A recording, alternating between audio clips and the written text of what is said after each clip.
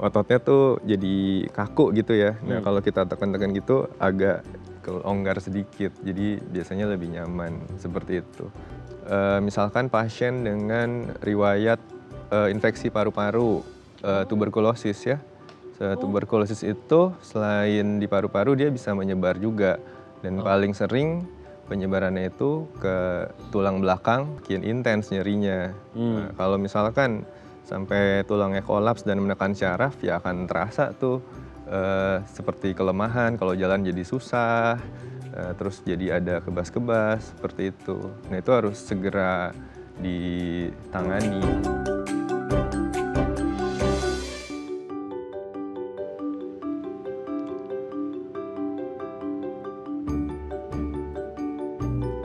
Halo pemirsa, apa kabar Anda hari ini? Senang sekali saya Raden Marlias dapat kembali menemani Anda dalam sebuah program talk show inspiratif. Ini dia Bincang Sehati.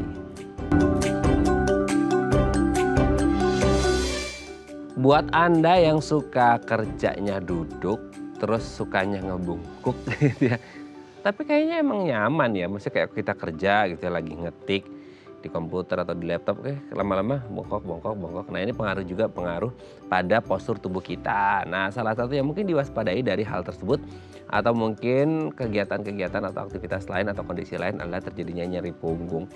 Nah nyeri punggung ini juga kadang-kadang indikasinya ke berbagai hal ya. Mungkin hubungannya sama organ-organ lain lah, entah ginjal lah dan lain sebagainya, itu pasti orang pada kepikiran seperti itu. Nah, apa sih yang menyebabkan nyeri punggung? Terus gejalanya seperti apa? Penanganannya seperti apa? Inilah topik yang akan kita bahas hari ini. Tapi sebelum bahas itu, kita akan membahas terlebih dahulu beberapa mitos atau fakta seputar sakit punggung. Nah, untuk membahasnya, telah hadir bersama kami di studio Bincang Sehati ada Dr. Albert Lesmana, SPOT, dokter spesialis ortopedi dan traumatologi dari Rumah Sakit Permata Depok. Selamat pagi, Dr. Albert. Apa kabar, Dok? Selamat pagi, kabar Sehat ya, Dok ya? baik. Ketemu lagi kita, Dok. Oke, Dok. Hari ini kita akan membahas, ini kayaknya jadi satu jenis penyakit atau kondisi yang dialami oleh banyak orang, terutama pekerja kantoran kali ya, yang kayaknya duduk 9 to 5 gitu ya, bener-bener yang harus depan laptop, duduk, kadang-kadang nggak sadar mereka kayak posturnya bongkok dan lain sebagainya, jadi nggak ergonomis gitu ya, sehingga akhirnya mungkin ada beberapa concern terjadi pada punggungnya mereka. Tapi sebelum bahas itu kita bahas mitos fakta seputar sakit punggung dulu. Yang pertama adalah, nah ini kok ada hubungannya ya, Dok, kayak antara sakit punggung atau nyeri punggung sama stres gitu. Emang ada ya, Dok? Maksudnya ketika kita ngomongin stres kan ini kan sifatnya psikis ya gitu. Bukan fisik tapi mental gitu. Nah kalau nyeri punggung atau sakit punggung kan fisik gitu ya. Nah ada nggak sih hubungan antara stres sama nyeri atau sakit punggung? Ya, itu fakta, jadi memang berhubungan ya. Jadi kalau kita stres itu hormon kortisol dan adrenalin itu dikeluarkan ya atau meningkat, sehingga otot itu rasanya menjadi tegang gitu, kontraksi. Nah, terus secara nggak sadar badan kita akan lebih mengkeret gitu. Jadi Gitu ya? kayak ininya naik, bahunya naik seperti ini, terus kayak ketakutan, ya posisi kita kayak takut gitu.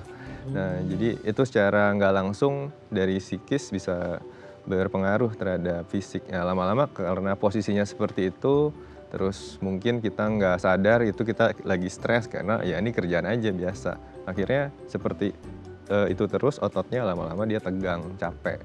Nah, akhirnya lama-lama sakit jadinya. Itu terjadi kalau orangnya secara kontinu mengalami stres atau beberapa kali, atau kayak kan mungkin ada ya, Dok, kayak orang tingkatan stresnya itu ya yang mild gitu, sampai yang severe banget, yang udah parah banget gitu kan ya.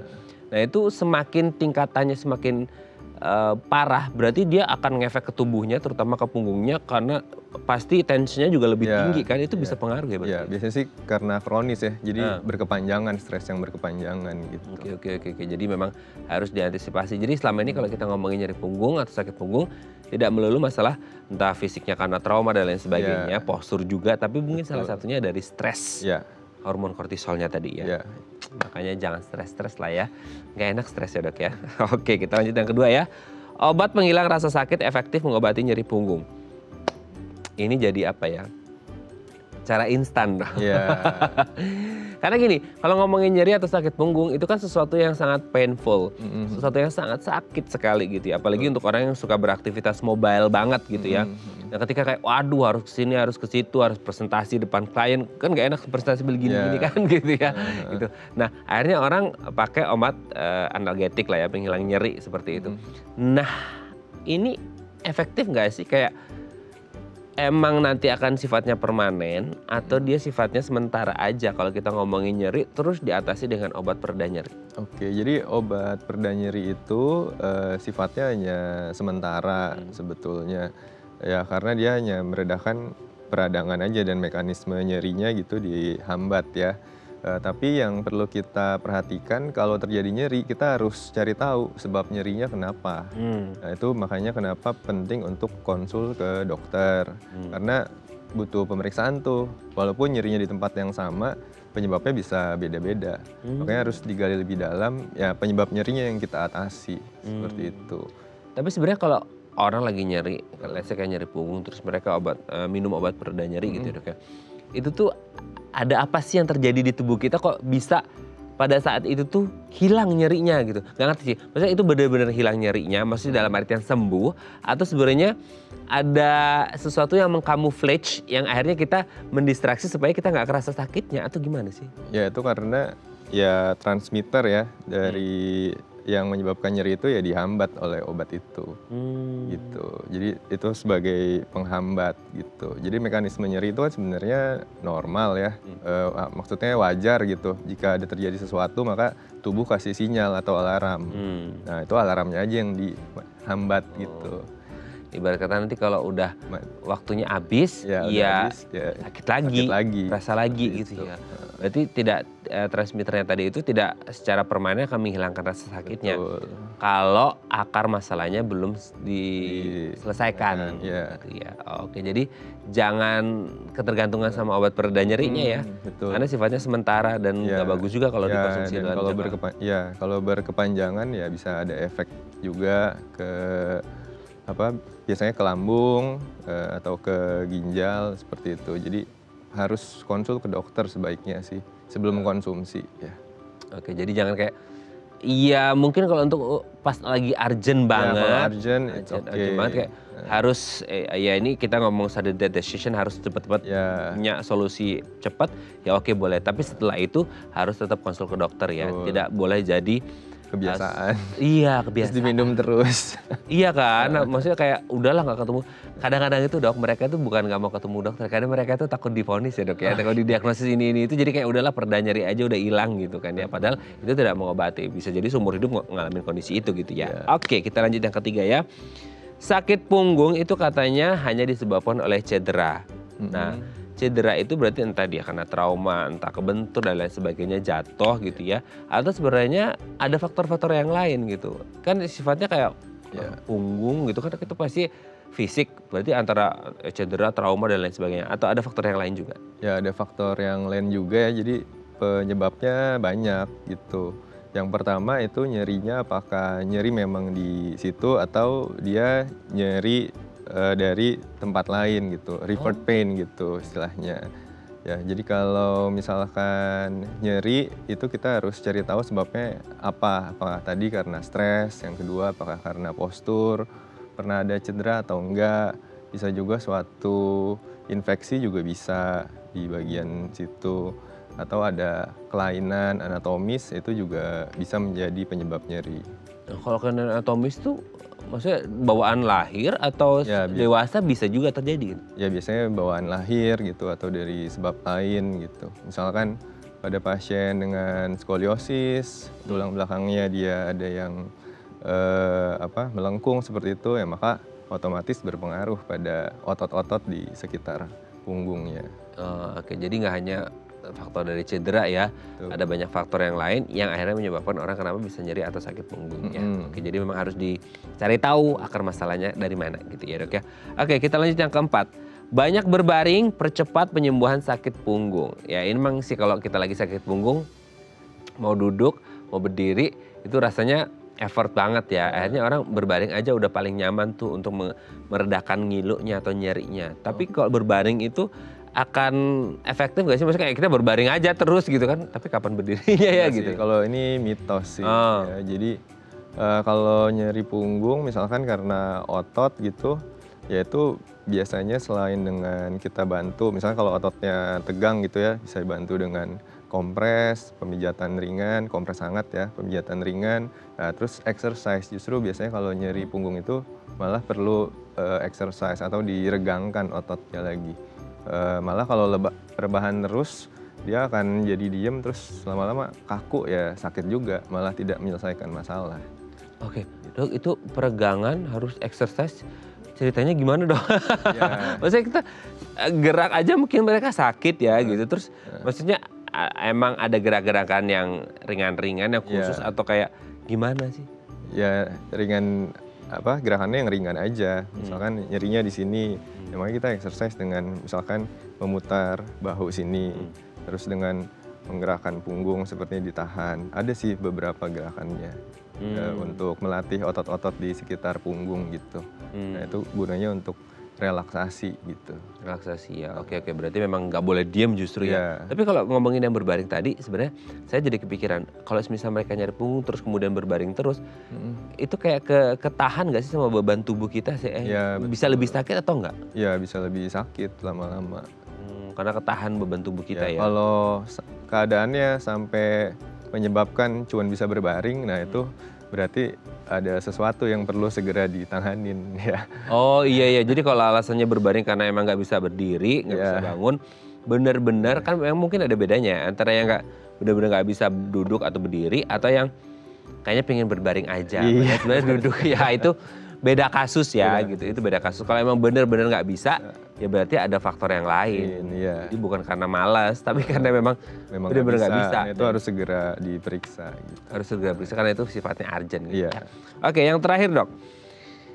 Nyeri punggung dapat sembuh dengan memperbaiki postur tubuh. Nah, gini, tadi kita ngomongin tindakan preventif sama tindakan ya sebagai pengobatannya gitu. Nah, kalau untuk preventif oke lah, mesti kayak kita kerja gitu ya dengan duduk sesuai ergonomis tubuh kita gitu, maksudnya tegak dan lain sebagainya. Nah, kalau udah ada kasusnya udah mengalami nyeri punggung terus kemudian tuh nyeri punggung ya udah sekarang tetap harus kerja tapi duduknya harus yang bagus ya posturnya. Itu menyembuhkan nggak sih Dok? Iya itu bisa mengurangi tingkat kekambuhannya gitu. Jadi memang postur atau posisi duduk dan di tempat kerja yang baik itu ya sangat membantu untuk mengurangi dan mengatasi nyeri punggung itu. Tapi maksudnya gini Dok, saya tuh jadi kepikiran kan selama ini kita selalu diajari kalau duduk itu jangan bungkuk. Iya. Kalau duduk harus tegak. Betul. Kalau tegak terus kan kayak militer. Maksudnya kayak tegak banget juga pegel ya Dok ya lama-lama. Tapi maksudnya kayak boleh nggak sih cheating dikit-dikit atau harus tegak terus atau kayak sekarang kan ada kayak itu loh Dok yang kalau dijual itu di kursi-kursi itu kayak lumbal support kayak seperti belakangnya itu. ya Lumbal support gitu ya. Itu gimana tuh? Ya itu baik, sebaiknya memang ada seperti itu. Jadi kursi kantor gitu memang yang baiknya yang ada lumbal supportnya gitu. Jadi itu bisa bantu menahan ya untuk di pinggang kita, jadi bahunya juga atau punggungnya juga lebih rileks gitu. Lumbal support itu ya, bisa membantu ya.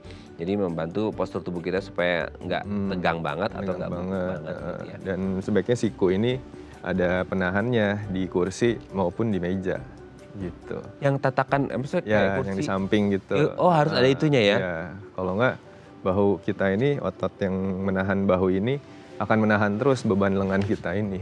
Ya lama-lama dia tegang. Itu kenapa harus ada penyangganya di siku ini. Gitu. Sama itu tinggi meja biasanya. Tinggi meja, betul. Sorry Dok. Kan kursi itu kadang-kadang bisa naik turun ya gitu ya. Nah itu kan kadang-kadang ada tangannya itu bisa sejajar atau ada di bawah atau di atas. Ya, gitu. bagusnya sejajar. Gitu. Terus eye level sama monitor komputernya ya, layar komputernya itu selevel mata. Jadi kalau pakai laptop ya kasih buku dulu, tinggiin. Oh ya karena gini ya? Dan memang bagusnya pakai keyboard yang terpisah sih. Gitu. Kalau laptop kan, kalau nggak nanti kita jadi gini aneh gitu. Kayak mau mani-pedi Iya. ini ya. Padahal mau ngetik sebenarnya gitu ya. Oke, terima kasih Dokter Albert sudah terjawab mitos faktanya. Nanti kita lanjut ngomongin nyeri punggung di segmen selanjutnya ya. Oke pemirsa, kalau Anda punya pertanyaan seputar tema kita hari ini boleh tanya-tanya di 021 290 32644 atau DM Instagram kami di @bincangsaatidai.tv. Kami akan segera kembali.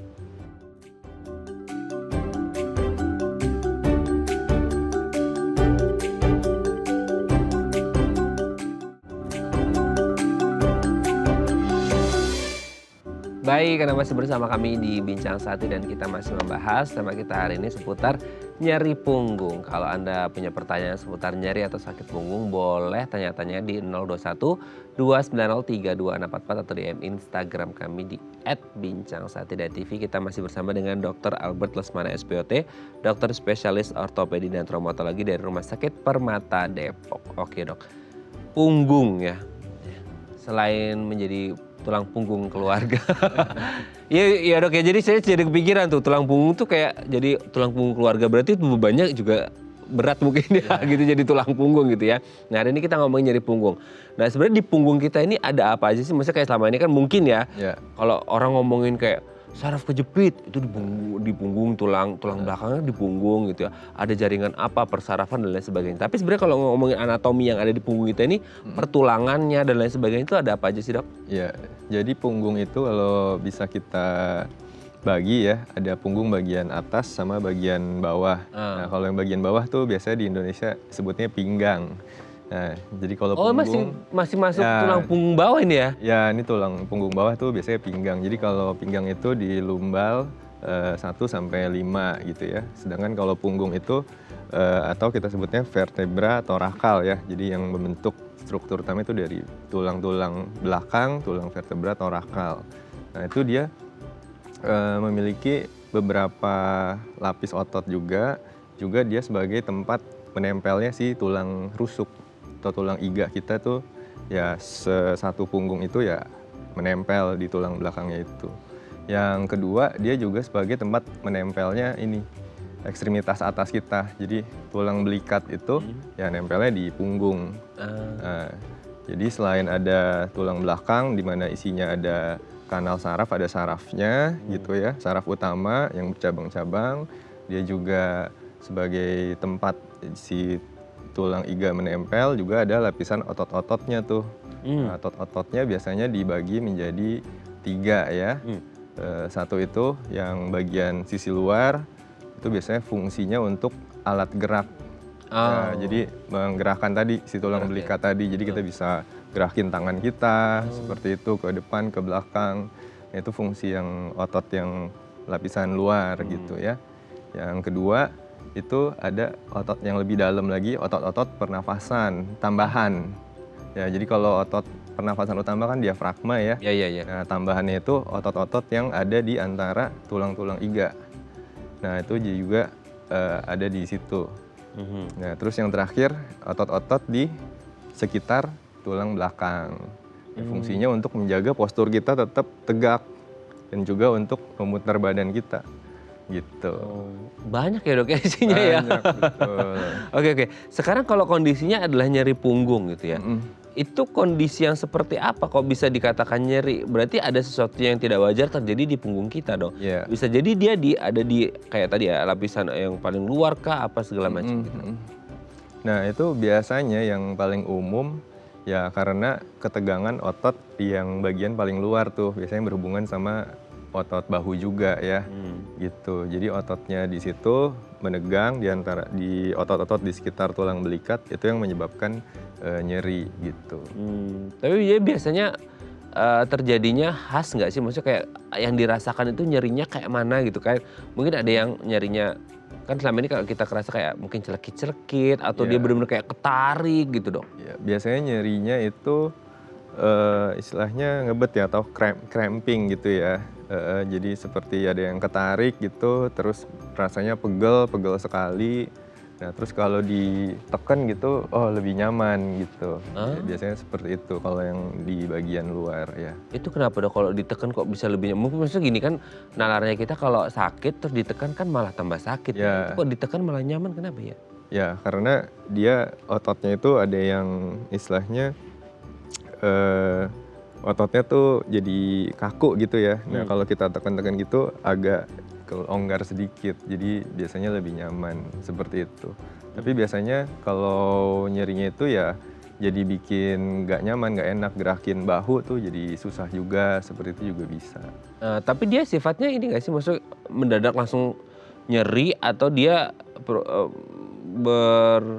bertahap nyerinya dari yang kesat gini-gini gitu ya? Biasanya biasanya dikit-dikit dulu, terus didiemin lama-lama ya makin sakit. Makin sakit ya, oke. Dan orang mungkin kayak nggak nyadar bahwa itu dimulainya dari yang kecil-kecil dulu gitu ya. Tapi dari yang kecil-kecil itu dulu biasanya dia diawali dari apa sih? Maksudnya kayak ada nggak kegiatan, postur, tubuh, aktivitas atau hal-hal lain yang akhirnya bisa memicu ke sana gitu? Ya biasanya sih postur ya, jadi kalau duduk dalam jangka waktu lama, ya lama-lama duduknya jadi bongkok gini.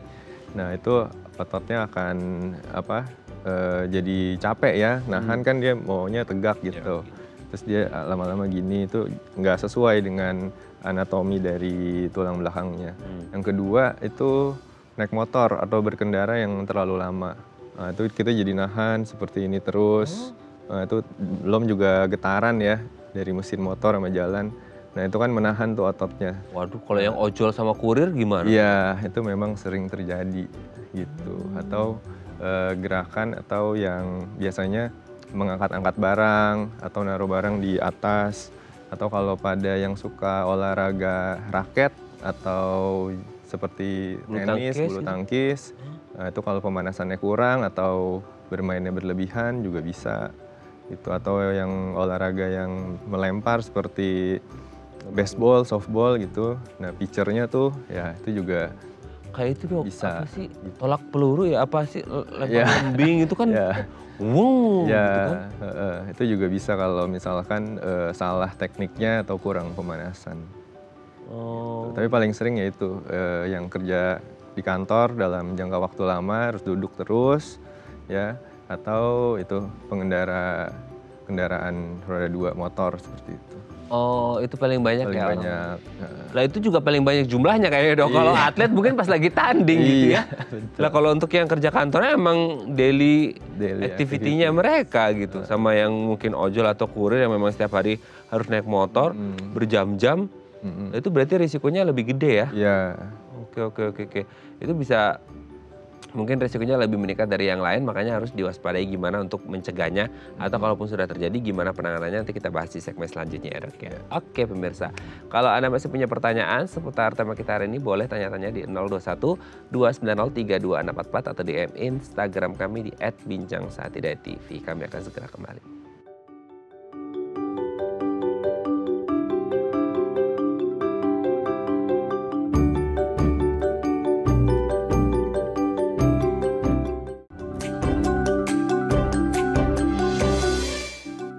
Baik, Anda masih bersama kami di Bincang Sehati dan kita masih membahas sama kita hari ini gimana sih cara mengatasi nyeri yang terjadi di punggung kita. Kalau ada nyeri atau sakit di punggung, obatnya apa? Nah kalau Anda mau tanya-tanya boleh ya di 021 290 32644 atau di Instagram kami di @bincangsahatidayatv. Kita masih bersama dengan Dr. Albert Lesmana SPOT, dokter spesialis ortopedi dan traumatologi dari Rumah Sakit Permata Depok. Oke dok. Kalau selama ini tuh kayak kita ngerasa nyeri punggung itu kan banyak ya, mungkin ada beberapa kondisi yang kayak aduh nyeri banget nih, maksudnya kayak ada juga loh dok yang sesimpel orang duduk agak lama terus bangun-bangun tuh kayak saya juga kadang-kadang kayak gitu, faktor U ya dok.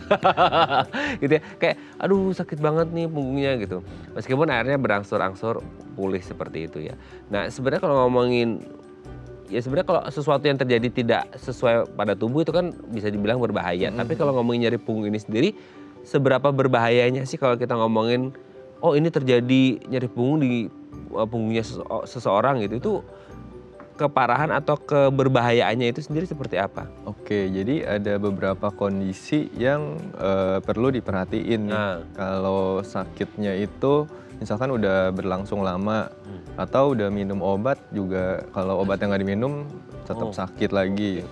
Terus biasanya kalau berhubungan dengan tulang belakang itu ada rasa kesemutan atau kebas, atau juga kok akhirnya jadi lemes nih kalau jalan kakinya gitu ya. Terus ada perubahan bentuk ya, tadinya tulang belakangnya lurus aja, ini kok agak rada nonjol seperti itu ya, dan ada disertai demam misalkan seperti itu, maka itu perlu segera konsul ke dokter. Jadi kalau misalkan nyerinya nyeri sekali, yang kedua ada gangguan pada gerakan ya, lebih lemah atau mati rasa. Nah itu terus ada misalkan ada demam atau kemerahan, itu segera konsul ke dokter gitu. Tapi biasanya gini, ada nggak sih orang-orang gitu yang mereka itu bisa dikatakan, wah ini masuk kategori yang rentan nih. Semisal mereka pernah punya riwayat gangguan di tulang, terutama tulang belakangnya mereka. Entah karena mungkin jatuh ya, maksudnya cedera atau trauma karena kecelakaan dan lain sebagainya. Mungkin orangnya kan ada sering jatuh tuh, orang naik motor terus dibonceng terbang jatuh. Ya nggak tahu itu kayaknya tulang ekornya, tapi maksudnya ada pengaruh nggak ke situ? Ada beberapa kondisi orang-orang yang memang sebelumnya pernah punya gangguan di tulangnya gitu dong. Ya bisa kalau misalkan ada cedera ya sebelumnya ya, apakah pernah ada patah atau misalkan bantalan tulang belakang itu sempat pernah menonjol sebelumnya, terus ada cedera lagi akhirnya makin nonjol, itu bisa menekan syaraf. Itu juga bisa jadi salah satu penyebab nyeri punggung ya. Terus misalkan pasien dengan riwayat infeksi paru-paru, tuberkulosis ya.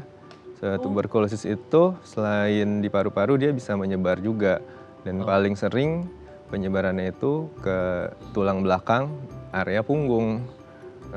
Jadi kalau misalkan seperti yang tadi saya bilang, kok tadinya lurus, tiba-tiba ada sakit disertai ada penonjolan tulang nih. Nah itu harus hati-hati, takutnya terjadi infeksi di situ.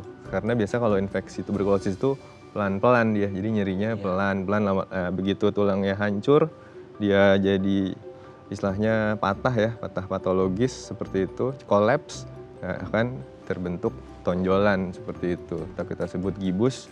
Nah itu salah satu tanda ada infeksi di tulang belakang. Oh iya, sering pernah dengar juga infeksi TB tulang gitu. Betul. Nah itu tuh berarti kayak kondisinya, maksudnya gejalanya dirasakan seperti apa kan? Mungkin kalau yang tadi umumnya tuh kayak nyeri-nyeri dan itu sifatnya progresif gitu ya. Kalau TB tulang mungkin karena sifatnya dari infeksi ya, bakteri ya, itu gimana dok?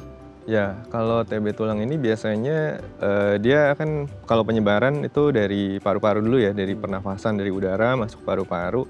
Nah, terus lewat aliran darah dia bisa masuk ke dalam tulang belakang. Ya, awalnya mungkin nyeri-nyeri pegel-pegel biasa seperti itu. Nah, lama-lama makin intens nyerinya. Nah, kalau misalkan sampai tulangnya kolaps dan menekan syaraf, ya akan terasa tuh seperti kelemahan, kalau jalan jadi susah, terus jadi ada kebas-kebas seperti itu. Nah itu harus segera ditangani ya. Gitu. Oke. Tapi gini, saya juga itu beberapa kondisi yang memang bisa terjadi ya, karena mungkin non infeksi ataupun infeksi TB tulang tadi itu sendiri ya memang mungkin bisa berpengaruh pada terjadinya nyeri punggung gitu. Nah kalau untuk orang-orang, tadi kan di segmen sebelumnya kita sempat bahas ya, ada beberapa orang yang berisiko misal kayak orang main tenis, main bulu tangkis. Saya tuh jadi kepikiran, baru ingat, kalau untuk orang-orang yang misal ya kerjanya itu kerja berat gitu dok, angkat beban, bukan angkat beban weightlift, mungkin itu juga termasuk gitu. Terus kayak untuk angkat yang maaf ya kayak seniman bangunan atau apa yang harus angkat berat dan lain sebagainya, atau mungkin sesimpel anak-anak kita gitu ya, itu sekolah dengan bawa yang berat, nggak tahu itu kayaknya hubungannya sama skoliosis ya. Tapi maksudnya itu bisa pengaruh juga nggak sih, karena kan mereka harus nekan juga tuh di belakang. Bisa, tapi kalau untuk anak-anak ya mungkin bebannya dibatasi ya, mungkin sekitar 5 kilo kayaknya udah berat tuh ya.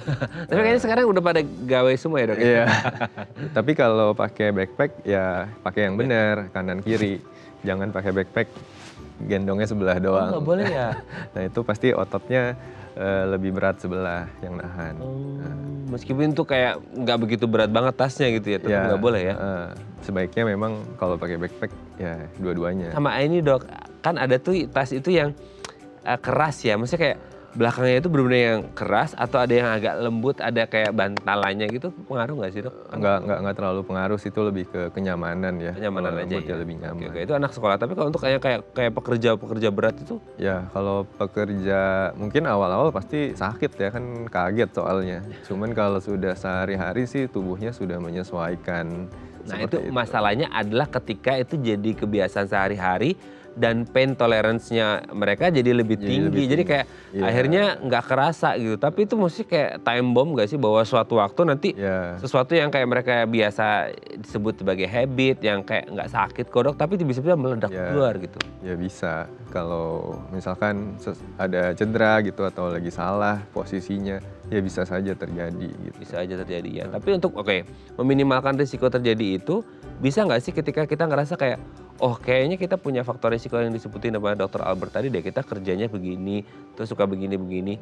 Meskipun belum muncul sakitnya atau nyarinya, karena kan sifatnya progresif ya, itu kita bisa meriksain nggak sih kayak ada sesuatu yang salah sebelum akhirnya itu menjadi memburuk, kita bisa nggak periksain di punggung kita bakal ada nyeri atau gangguan ke depannya atau enggak gitu, bisa nggak sih dok? Kalau gitu paling kita lihat dari aktivitasnya aja sih seperti apa. Kalau misalkan memang berat, banyak yang menggunakan otot-otot yang untuk ngangkat beban seperti itu, ya kita fokusnya dilatih itu ototnya. Jadi selain stretching ya peregangan ototnya dikuatin juga gitu secara bertahap ya, biar dia tahan tuh terhadap kondisi kerjanya seperti itu. Oke. Jadi memang semuanya bisa diminimalkan kalau kita ya sebenarnya jangan ngobatin ya. Ya mencegah ya. Tapi kalaupun sudah terjadi tetap harus diobatin. Nah, ngobatinnya gimana nanti kita bahas di segmen selanjutnya ya. Oke pemirsa, kalau Anda masih punya pertanyaan seputar tema kita hari ini, boleh tanya-tanya di 021-290-3244 atau DM Instagram kami di @bincangsaatidayatv. Kami akan segera kembali.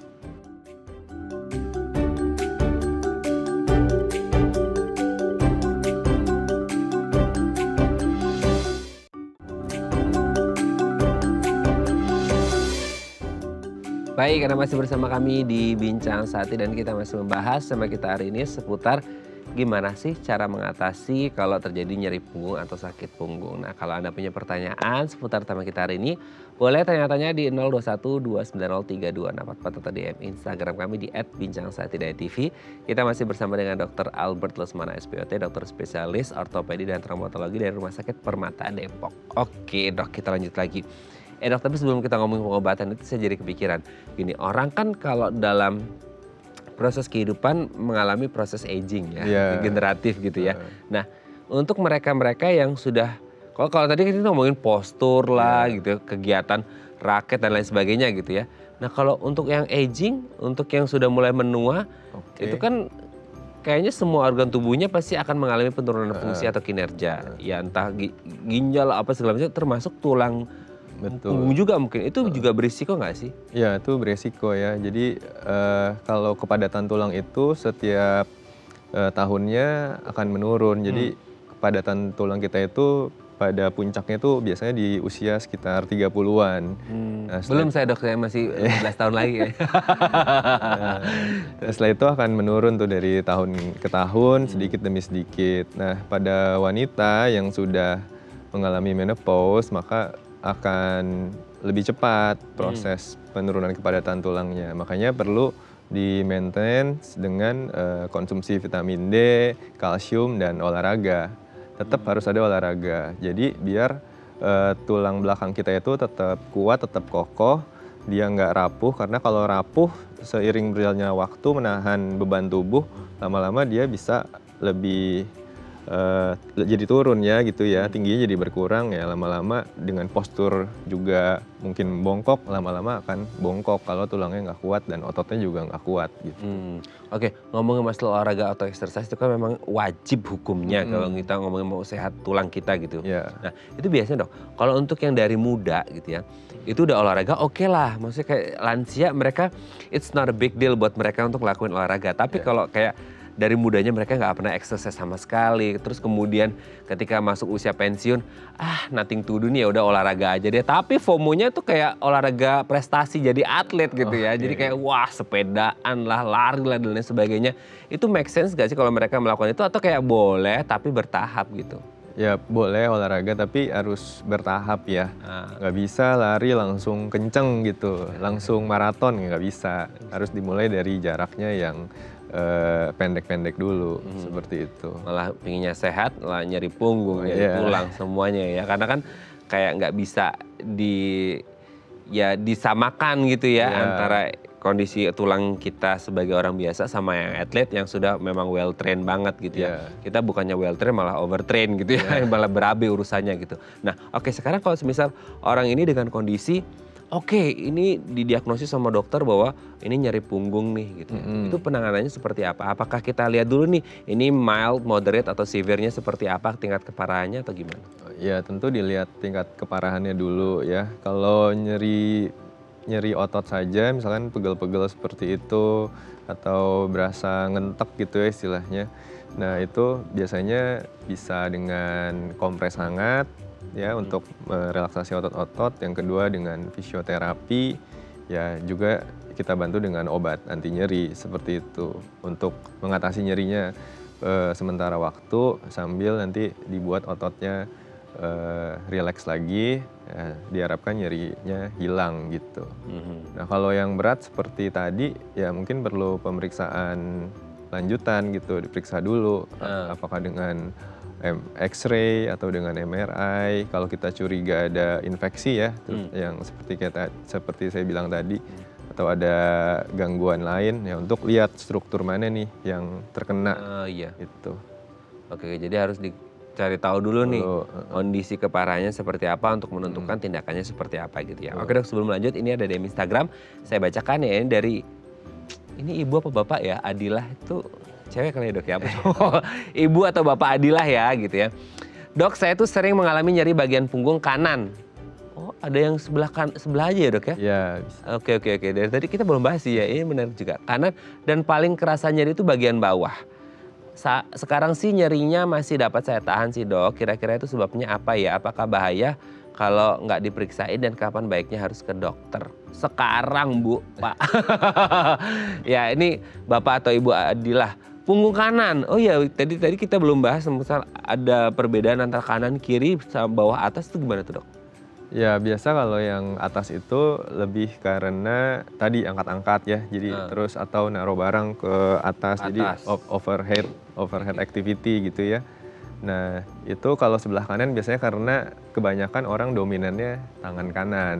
Seperti itu. Gini ya. Ya jadi pasti akan lebih banyak dipakai kan, seperti itu. Ya kalau ini punggung bagian bawah ya. Bawah tuh ya tadi Kak. Berarti di pinggang, berarti nyeri pinggang. Oh iya. Nah ini bisa karena posisi duduk, kadang suka taruh dompet di kantong belakang. Ngeganjel. Waduh, isinya kasbon semua lagi. Nah itu juga bisa pengaruh. Ya kalau ini bisa banyak sekali sebabnya. Jadi sebaiknya sih diperiksa ke dokter gitu. Karena bisa dari organ lain juga, seperti tadi ada yang nyerinya karena memang di situ, ada juga yang dari organ lain. Seperti kalau ada batu ginjal, misalkan pas batunya turun, misalkan berkemih, itu sakit juga bisa. Jadi revert pain gitu ya, nyerinya yang menyebar gitu. Misalkan ada batu empedu, itu sebelah kanan juga kan. Nah itu nyerinya dari depan, bisa nusuk ke belakang tuh, biasanya habis makan gulai tuh, makanan berlemak, tiba-tiba sakit. Nah itu bisa seperti itu, jadi sebaiknya memang diperiksakan.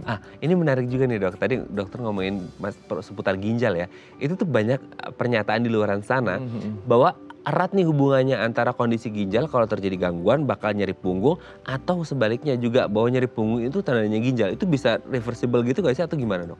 Jadi nyerinya biasanya tempatnya, areanya mirip-mirip gitu, karena posisinya kan ginjal juga di situ di bagian belakang ya. Nah, jadi kita harus periksa lebih lanjut tuh fungsi ginjalnya bagaimana, urinnya bagaimana, ya terus biasanya kebiasaannya apa nih, apakah kurang minum atau suka minuman yang bersoda atau nggak pernah minum air putih, ngopi terus gitu. Nah itu juga Iya benar. pengaruh gitu. Terus ada nggak nih kristal oksalatnya gitu, kristal batu ginjalnya gitu di urin. Nah itu kita harus bedakan antara sakit ginjal itu atau karena otot. Nah, Oh, tapi itu dua hal yang berbeda, tapi nyerinya bisa sama. jadinya bisa sama, tapi Hmm, dua hal pemicunya berbeda pemicunya gitu ya. berbeda. Sama tadi lanjutan dari Ibu atau Bapak Adila tadi, itu kalau semisal ya nggak ngerti ya, kalau kita kan kadang itu entah karena fasilitas kesehatannya jauh atau produk knowledge-nya yang kurang atau takut didiagnosis tuh gitu ya. Takutnya kemana-mana gitu ya. Kepikirannya dia kayak takut ke dokter. Ada nggak sih worst skenario-nya komplikasi yang parah kalau akhirnya ini benar-benar tidak ditangani atau terlambat penanganan, Dok? Ya, jadi kalau misalkan yang sudah nyeri sekali, Nah, ya terus ada kelemahan di anggota gerak, disertai dengan kesemutan atau mati rasa. Nah itu kalau nggak ditanganin ya lama, itu kan berarti sudah ada saraf yang terkena kalau seperti itu. Jadi udah ada gejala syaraf ya. oke. Nah kalau udah ada gejala syaraf, kalau nggak ditanganin ya lama-lama syarafnya rusak. Akhirnya apa? Ya lumpuh. Yang tadinya harusnya masih bisa kembali lagi fungsinya jadi permanen damage, kerusakannya. Itu yang paling ditakutkan. Jadi sebaiknya memang apapun sakitnya, apapun nanti ketemunya, lebih baik ketemu di awal Daripada daripada ketemu di akhir. di akhir. Iya Akan kan? lebih susah Kalau penanganannya. ketemu di akhir jadinya penyesalan ya, Dok? Iya. Oke, jadi jangan sampai nanti nyesal di akhir, harus diperiksakan dari awal. Semoga dia bisa menjawab pertanyaan Ibu atau Bapak Adila. Oke, Dok, nanti kita lanjut lagi ya di segmen terakhir. Nggak keras, udah mau segmen terakhir aja, Dok ya. Oke, pemirsa, kami akan kembali saat lagi. Tetap bersama kami di Bincang Sehati.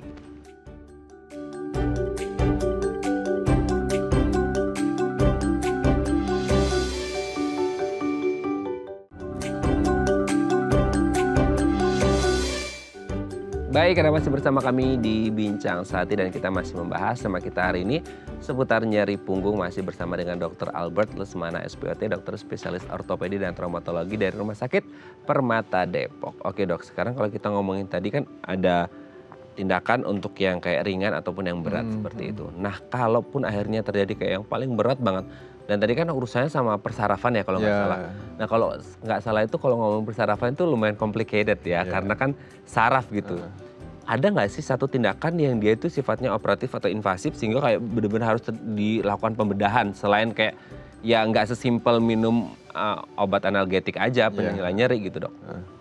Ya, jadi kalau memang sudah ada tekanan ke syaraf ya kita harus bebaskan tekanan itu. Ya, berarti jalan satu-satunya ya operasi, karena tekanannya kan sudah mekanikal tuh. Ya, ada bendanya yang menekan syarafnya itu. Ya, jalan satu-satunya memang operasi. Operasi ya. Oke.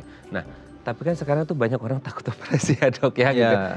Nah, itu biasanya kalau emang the only solutionnya adalah dengan operasi ya nggak ada jalan yang lain dong, harus tetap operasi. Ya, kalau seperti tadi misalkan infeksinya sudah berat ya atau tulangnya sudah kolaps, ya nggak ada cara lain seperti itu. Makanya kenapa perlu kita deteksi lebih awal penyakitnya. Kalau misalkan tadi infeksinya terdeteksi lebih awal, tulangnya memang sudah terinfeksi, tapi dia belum hancurnya belum berat nih.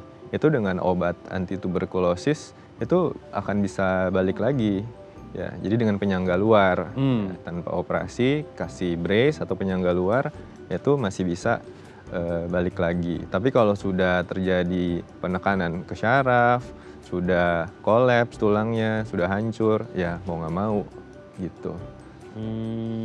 Mau nggak mau harus itu ya, Iya. nggak bisa mengelak ya, ya demi kesehatannya gitu ya. Tapi ada nggak sih, Dok, kondisi kayak, oke ini dengan kondisi seperti ini harus pembedahan, tapi dia mungkin ada kondisi-kondisi yang lain yang harus jadi pertimbangan. Let's say orang yang punya penyakit metabolik kayak DM, diabetes, atau mungkin wanita yang sudah menopause dan ada tendensi ke osteoporosis dan lain sebagainya, maksudnya pertulangannya densitasnya menurun dan lain sebagainya. Ada nggak sih kayak ini harus pertimbangannya itu banyak nih sebelum kita menentukan bahwa ini harus operasi gitu? Ya, setiap operasi memang diperlukan pemeriksaan dulu ya secara keseluruhan. Jadi ada penyakit lain apa, ya kita kontrol dulu penyakitnya gitu. Misalkan kalau ada diabetes, ya gulanya dibuat baik dulu gitu. Nggak yang tinggi atau terlalu rendah, ya kita stabilkan dulu, ya baru nanti kita dengan tim dokter ya, baru dilakukan tindakan seperti itu. Kalau kondisinya memang tidak memungkinkan setelah diperiksa, misalkan ada penyakit jantung yang berat atau seperti itu, ya kita hanya terapi yang paliatif ya atau yang meringankan gitu. Jadi kita ya ringankan misalkan dengan suntik seperti itu yang lebih minimal invasif dengan obat nyeri, ya, dengan penyangga ya seperti itu pilihannya. Pilihannya. Jadi kayak nggak bisa ujuk-ujuk pasien datang ke dokter, dok saya mau tindakan ini, nggak bisa ya. Karena biasanya sekarang tuh banyak yang orang yang kayak baca dulu di Google gitu ya dok, kayak oh ini tindakannya harus gini, datang ke dokter dok kasih udah jadi dia yang diagnosis kan dok ya gitu ya, udah self diagnosis dulu terlebih dahulu. Nah oke, sekarang katakanlah dengan kondisi yang tadi ya, entah dia non operatif ataupun operatif gitu ya, ada nggak kemungkinan kalau dengan faktor resiko yang sama atau mungkin beda, mereka akan mengalaminya lagi, kambuh lagi tuh gitu ya. Entah hanya sebatas cuma minum obat oral aja atau bahkan tindakan gitu dok. Oke ya, kalau kekambuhan ya tergantung pemicunya apa gitu. Kalau misalkan tadi masalahnya di postur gitu, tapi dia atau lingkungan kerjanya yang stresnya tinggi gitu. Ya kalau itu tidak ditanganin atau sudah ditanganin tapi terus berulang lagi ya bisa kambuh lagi seperti itu. Oke. Nah kalau kekambuhan itu bisa jadi lebih parah nggak sih dok? Atau kayak gini, orang yang tadi sempat kita bahas juga masalah orang yang takut berobat akhirnya minum obat pereda nyeri aja, hilang sih secara instan. Tapi itu bisa jadi kayak bom waktu juga ya, terjadi perburukan bener-bener buruk banget ke depannya, kekambuhannya bisa lebih dahsyat gitu nggak sih? Ya bisa aja karena kalau kita itu minum obat nyeri kan berarti kita masking ya, jadi disamarkan tuh nyerinya.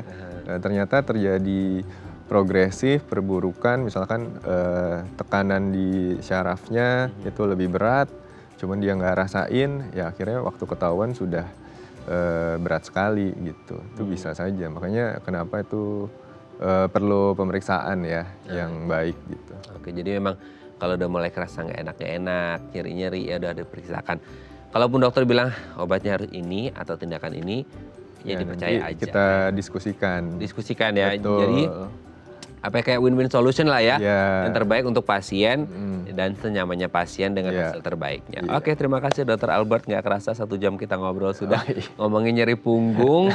Kayaknya ini jadi penyakitnya sejuta umat ya. Karena apalagi untuk tadi ya ngobrolin seputar ternyata yang berisiko itu yang kerja kantoran, yang di jalanan itu banyak yang demikian kerjaannya, aktivitasnya. Terima kasih dok. Sehat terus, salam untuk keluarga di rumah dan teman-teman di Rumah Sakit Permata Depok. Selamat pagi dok. Terima kasih. Terima kasih kembali dok. Oke pemirsa, itu tadi perbincangan kita dengan Dr. Albert. Semoga bermanfaat ya. Dan jangan lupa untuk terus menyaksikan konten-konten inspiratif kami di platform The Eye Plus. Saya Raden Batlia Samit, sampai jumpa dan selamat kembali beraktivitas di hari Rabu yang indah ini. Ingat kalau Anda kerja, jangan lupa stretching. Kalau Anda naik motor kemana-mana, jangan lupa stretching juga olahraga. Sampai jumpa.